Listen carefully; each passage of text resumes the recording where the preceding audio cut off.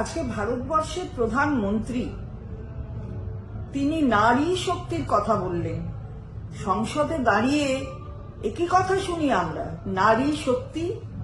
আবার অলিম্পিয়ানদের খুব প্রশংসা করলেন। ভারতবর্ষের প্রধানমন্ত্রী যখন নারী শক্তির কথা বলছেন তখন কি মনে রাখছেন এতটুকুন বিলকিস বানুর ঘটনাগুলি? মনে পড়ছে মাননীয় প্রধানমন্ত্রী? বিলকিস বানুর ধর্ষকরা তারা ছাড়া পেয়ে গেল।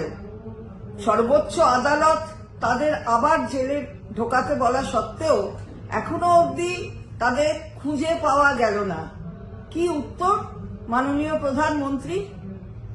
তাছাড়া ভারতীয় জনতা পার্টির যে আইটি সেলের কোঅর্ডিনেটর না কো ইনচার্জ, তিনি যে ধর্ষকদের ভাড়া করে তার আইটি সেল চালাচ্ছেন, এটা কি নারী শক্তির প্রমাণ দেয়, প্রকাশ করে নারী শক্তির ব্যাপারটা?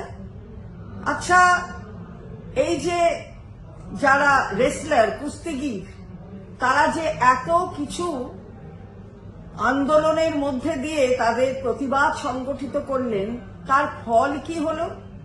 তাদের যার বিরুদ্ধে অভিযোগ, তার বিরুদ্ধে তো এখনো কোনো কিছু কথা বলা হলো না, কোনো পদক্ষেপ নেওয়া হলো না। দিব্যি ভালো তবিয়তে তারা রয়ে গেল। এটা কি নারী শক্তির সম্মানের লক্ষণ?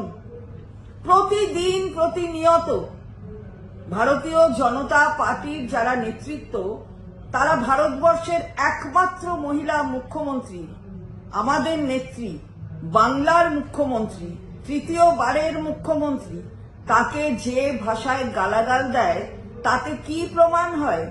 নারী শক্তির প্রতি ভক্তি, নাকি নারী শক্তিকে অবহেলা করা, অসম্মান করা?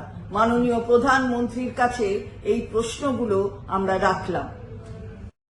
सुनकर देखो, सुनकर देखो, सुनकर देखो जी। ममता राहुल मोदी बोले, लिखे जितेंद्र जी।